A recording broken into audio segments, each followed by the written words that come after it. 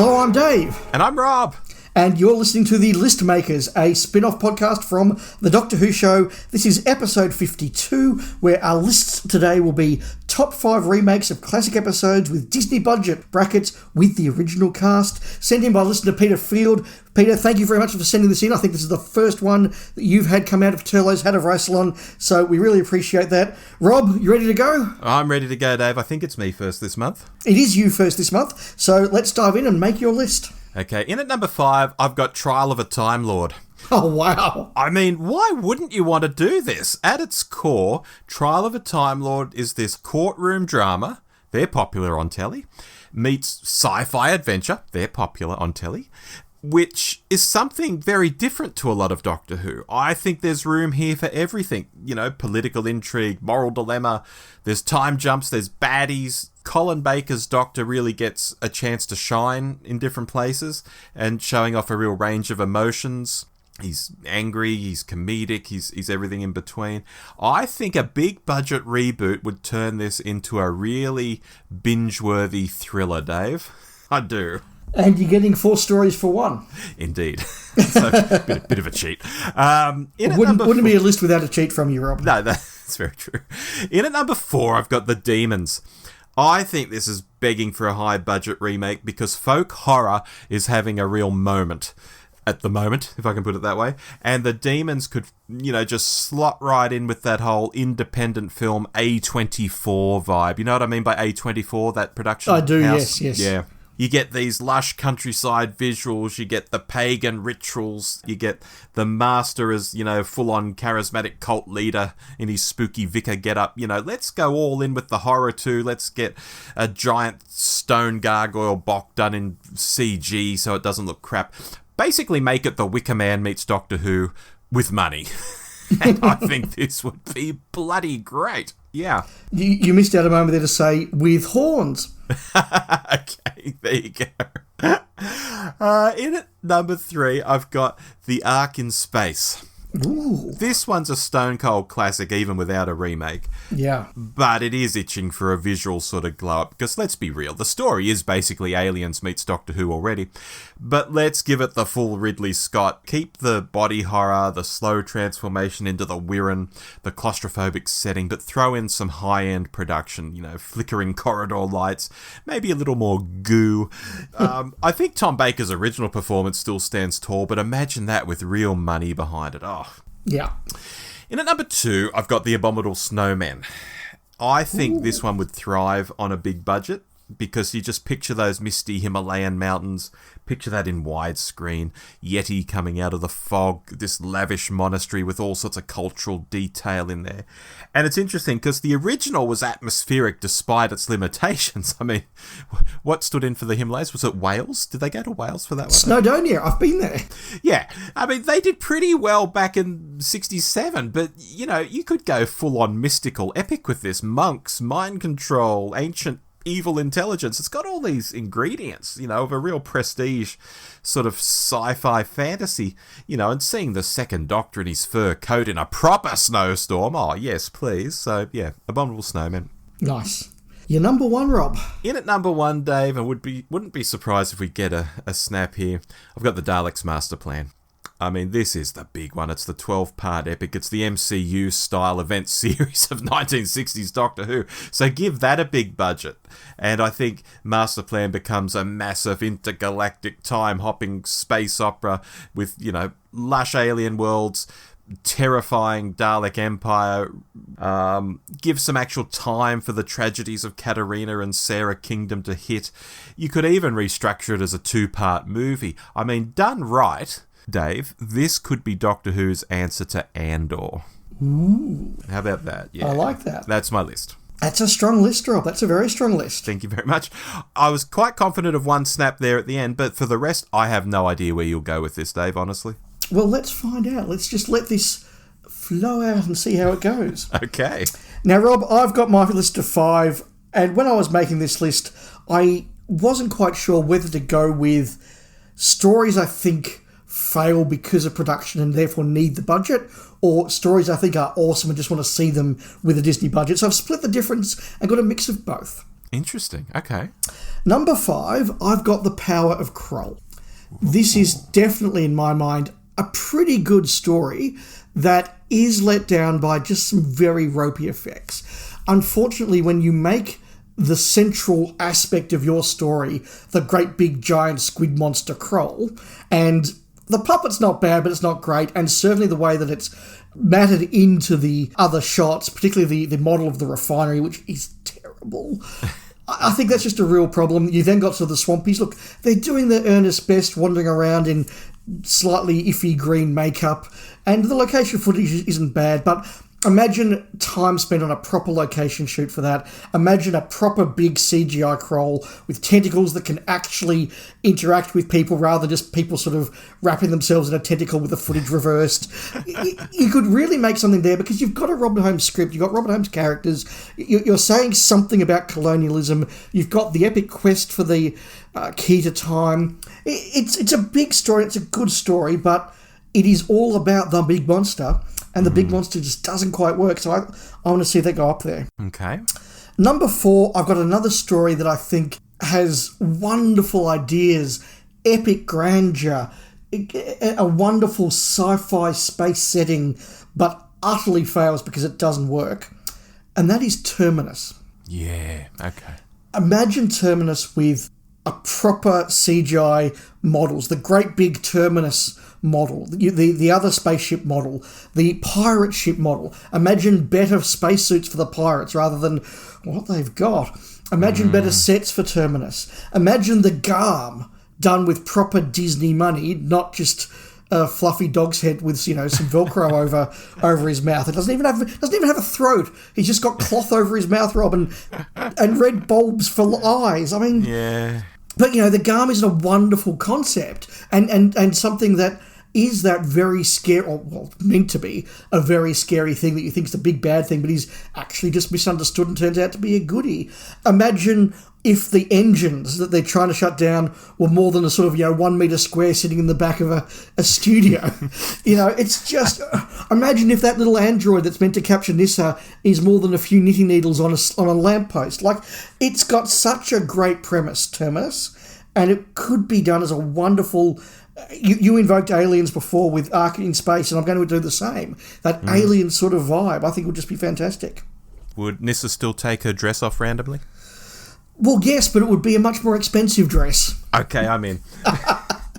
Number 3, I'm picking Marco Polo. Mm-hmm. If you're talking about epics that would just look fantastic with a massive budget and proper location filming, surely it is the 7-part epic that is Marco Polo that takes you from the foothills of the Himalayas all the way through the Gobi Desert onto 12th century Peking. That is just a wonderful idea. Imagine that, the Silk Road with all the Oriental Chinese historical iconography and imagery, the desert, armies of Mongols, Kublai Khan's summer palace, the Himalayas. I mean, this would just be a grand epic, and I think it would be fantastic to see it on a Disney budget. Yeah, for sure. Number 2, a story I'm very, very fond of that I think is very underrated and, in my view, totally underrated simply because of the money or the effects, whatever you want to call it, Warriors of the Deep. Yeah, okay. I think that this is actually a pretty good script. I think you've got a really good Cold War analogy. You've got some interesting ideas. You've got the subplot with Maddox and the spies from the what is it? The block opposed to this one. Then you've got the Silurians. You've got their undersea spacecraft. You've got the actual sea base. You've got Sentinel-6. No one ever talked about Sentinel-6. Sentinel-6 is a cool little subplot. You've got the Doctor, in the version on TV, sort of been thrown into a small swimming pool. Imagine that with a Disney budget. And then you've got the Silurians, they've got the Sea Devils. We're going to get a taste soon of what they can do with Sea Devils on a Disney budget. Let's see what it's like. But instead of a bunch of people in terrible costumes with sort of turtle heads sitting on top of their heads that are clearly wobbling and can't take the weight, instead of Silurians in terrible costumes that aren't fitting properly, it would just be so good. Imagine the Merca with Disney budget. I mean, just it goes from this just ridiculous execution that should never have been put on TV. There's a BBC report that says it should never have been shown on TV. But imagine that as something just dark and CGI and sinister and creepy. That would be a really, really scary idea. Something that only has to touch you to electrocute you. It's really good. So when you're talking about something with big sets, big models, spaceships, aliens, well, not aliens, but you get what I mean, monsters, all the rest of it, I think this would be an epic, and I think people would see it for the value that, in my view, it has. For sure. We've had no snaps, Rob, but... and we're up to number one. Yes, ... And my number one is the Dalek Invasion of Earth. No! Oh, my God. So I legitimately toyed very carefully with Dalek's master plan. And I agree with everything you said. Look, if we had 10 slots on our list, Dalek's master plan will absolutely be on there. And look, frankly, if it wasn't that, for the sake of the podcast, I was trying to do a bit of diversity. I mean, let's face it, I could very happily put all 4 Hartnell Dalek stories on my list to be very happy.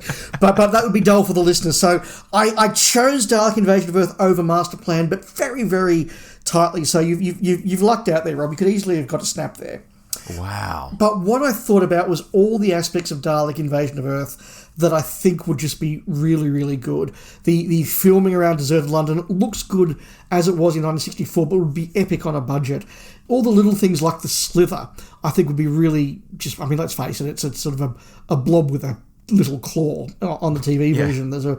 Makes funny noises. Imagine that again with a CGI budget. Imagine the epic nature of the mine in Bedfordshire with that sort of budget. And then you've got Daleks, you've got Dalek spaceships, and I think the script holds up really well. Even something like the alligators in the sewer, which are a couple of small baby alligators on stock footage, being done properly.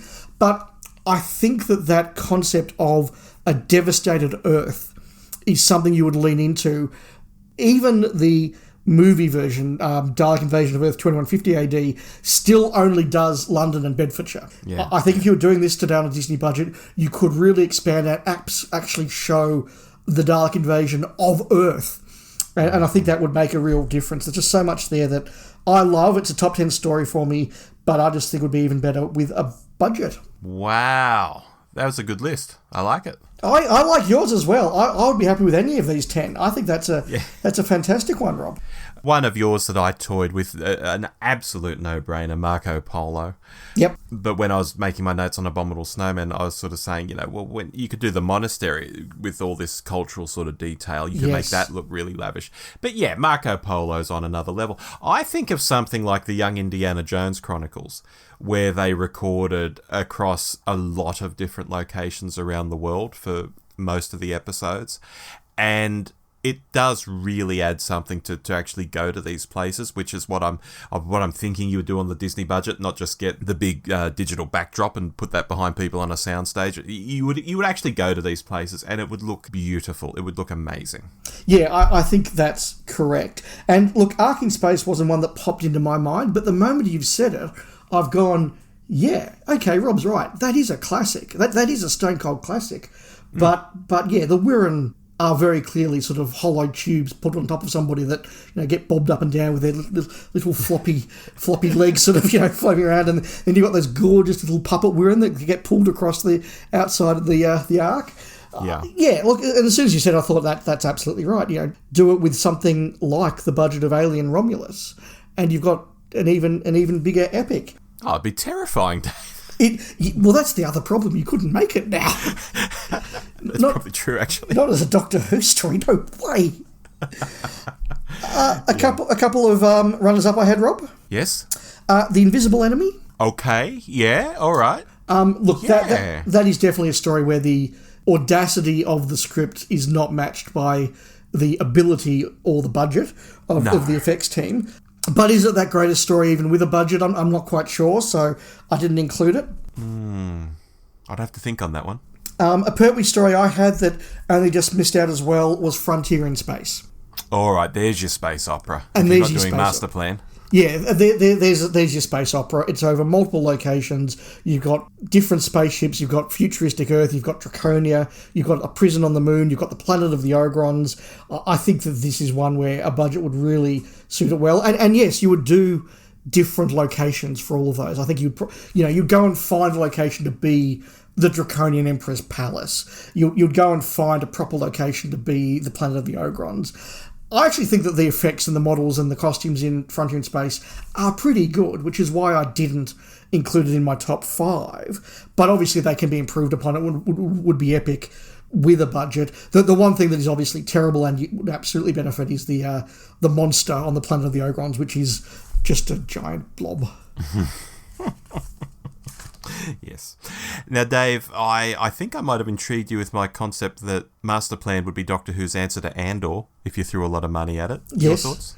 Yeah, no, I think that's absolutely right. I mean, you've got the political games that are going on there with Mavic Chen and the way he's using the Special Space Security Service. You've got a Dalek Empire. You've got a Dalek Empire. You've got aliens. I mean, just imagine the Council of the Daleks on Kemble, which, they do a pretty good effort on a 1965, I think it is, budget to try and make each alien actually look like something a bit different. But yeah, that would be even more amazing with money. And you wouldn't be limited by the fact that at the end of the day in 1965, every alien has to be someone in a costume. You actually can have proper CGI created, anti-circus type creatures, which I think is really good. So yeah, look, as I say, it was almost a coin toss to go Dalek Invasion over Dalek Master Plan. As I said, Rob, I would very happily have the Daleks, the Dalek Invasion of Earth, the Chase, and Dalek Master Plan, and frankly, Power of the Daleks and Evil of the Daleks. I love those 60s Dalek stories. I think they're all fantastic and would all of them benefit with a budget. I mean, Evil of the Daleks. Imagine the Dalek Civil War in the Emperor's throne room with Disney money. I mean, so many of these things would be epic. It's interesting that this is a rare occasion, Rob, where we've had 10 different picks between us. How many times would we have done that? Not many. No, not many at all. No, golly. Yeah, you're quite right. Interesting. And I think it just does show that as much as we're forgiving of budgets and productions and all the rest of it, we are aware that there are a lot of stories that, particularly as I get older, I do start to see some of these stories through the eyes of a casual viewer, and I do start to appreciate just how ropey some of them do look. That said, we watched Seeds of Doom a few months ago for a regular. We said, you know what? There's a couple of naff effects in here, but overall it holds up pretty well. Oh, yeah, absolutely. You've just got to watch it with the right mindset. Yeah, you absolutely do. The Keeper of Traken is another one that's really, really good. There's so many that are really good. And as I said, I didn't put Frontier in Space on the list because I think that apart from the Ogron monster, it actually does look pretty good. But again, I'm a fan. I'm looking at it through a particular way. I do think that it's not a coincidence that we both had big Dalek stories at number 1. Yeah. None at all. None at all. I think those are stories that do add a certain epic scale that would be worth seeing. But again, we've both got 60 stories with big overseas foreign locations on there, so we're thinking very different there. And I've got to say, when you said Abominable Snowman, I thought, of course. Yeah. Of course. That just makes so much sense. And the Demons as well, I haven't spoken about, but that's another one where you just go, look, I think the Demons is a pretty good, it's a very good story, and I think it's got pretty good production values. But you're right. There are moments when Azal is clearly a guy in a set of stockings. Yeah. And, his stockings are maybe not quite as tight as they should be. And, his horns wobble occasionally. So, yeah, I think that just makes sense. Yeah. Go full A24 on that one.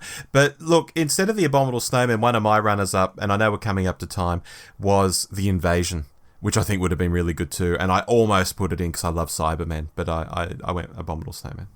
Yeah, that's a really cool choice. I would probably go Moonbase over Invasion, just because I think that there's a lot more you could do with that one. And I think perhaps because I think that Invasion holds up pretty well. Mind you, Moonbase does as well. But look, anything where you take 3 Daleks or 6 Cybermen, because that's how many costumes they could afford, and make them 50 or 100, I think is just. Well, let's face it, we've seen what they do in the new series, and it does make a difference.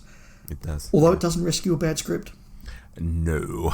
So look, thank you very much to Peter for sending that one in. I hope you enjoyed our picks, and please let us know what you thought. But time to reach into Turlo's Hat of Rassilon and pick our topic for next month.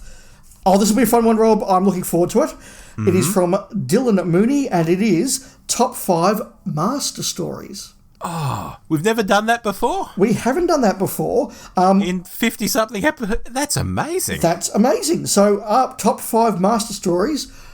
Ooh, okay. No, I'll say no more. Okay. We'll save that for next month. I think that's going to be a fun one. But until then, I've been Dave. I've been Rob. And we'll speak again soon. Bye-bye. Goodbye.